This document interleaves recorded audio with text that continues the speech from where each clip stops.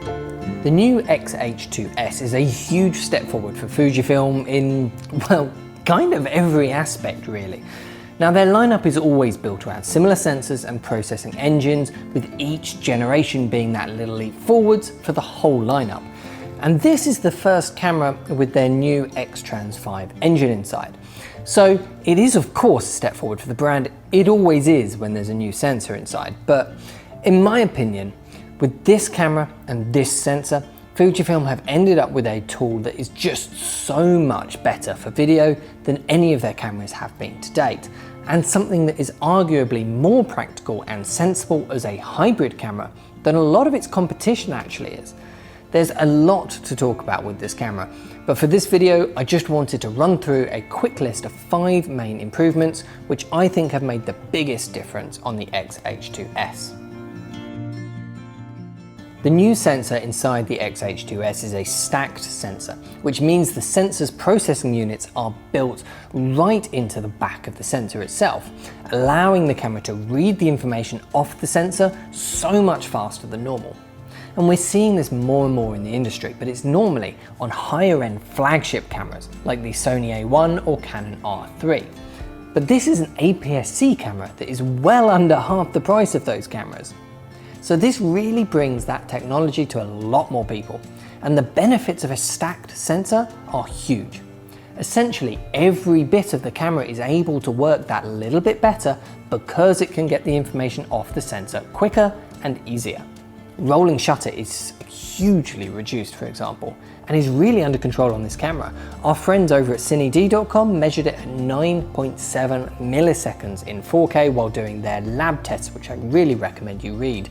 That is an exceptionally good score, so you won't need to worry about rolling shutter at all with this camera really.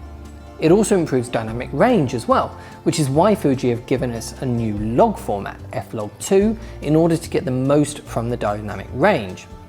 I haven't done tests to know for sure, but I'd be surprised if this wasn't the most dynamic range from any Fujifilm camera in video, and probably one of the most from any mirrorless camera I'd imagine.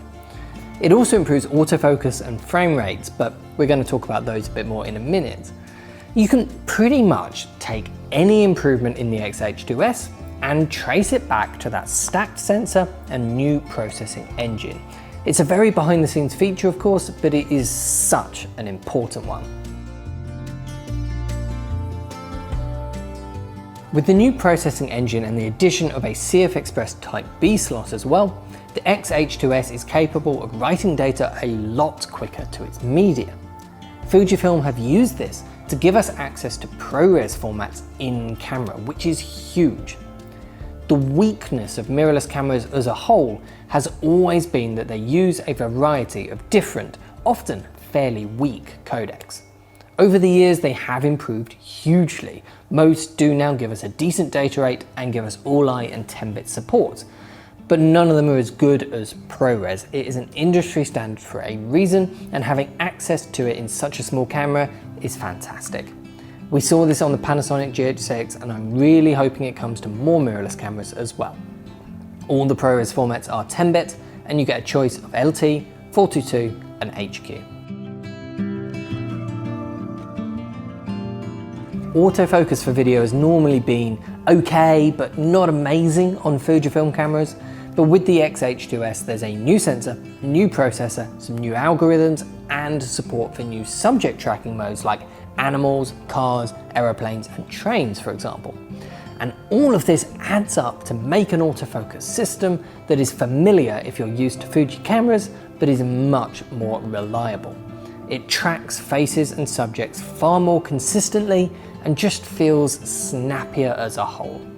We did some simple tests in an interview style setup, and it was easily good enough for use of most work.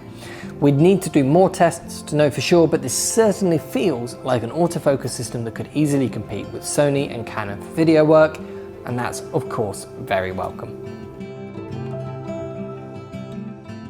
The highest resolution that the camera can do is a 6.2K mode, which uses the whole sensor in a 3:2 aspect ratio and gives you a resolution of 6240 by 4160 in frame rates of up to 30p. Now, this is obviously great as a high resolution mode for lots more detail, but it's the 3:2 aspect ratio part that is really interesting for me. You can of course use this for anamorphic capture, although there's no anamorphic D-squeeze in the camera right now, but Fuji do say that is coming, which is nice. But what it is excellent for is multi-aspect ratio capture. With frame guides you can plan for both 16:9 video and vertical 9:16 video as well. So if you know that you need to repurpose bits of a project for both regular and vertical video, using this mode makes your life so much easier, and it stops your vertical framing from just looking really cramped.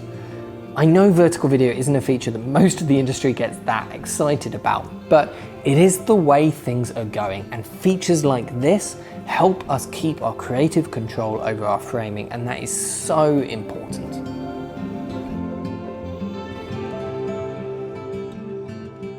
4K 120 is becoming more and more common amongst flagship mirrorless cameras, but we're now starting to see it in cameras at this price point as well, and it's great to have.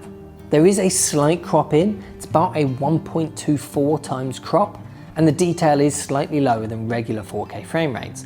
While the 4K 60p doesn't actually seem to have a drop in quality at all, that one still looks amazing. But the 4K 120 still looks great. I wouldn't let that crop or slight drop off in sharpness put you off too much. It's still sharp and detailed without being too noisy. It's converted to slow motion in camera, and you don't get audio recording.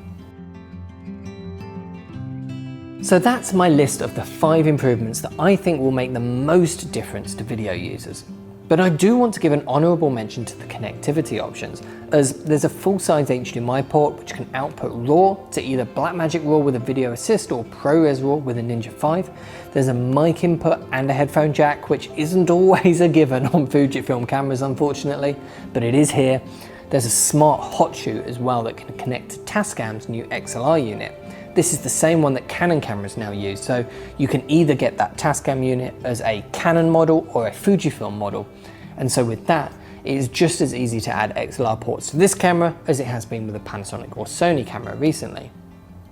Overall, the X-H2s is a pretty fully featured hybrid mirrorless camera for video work.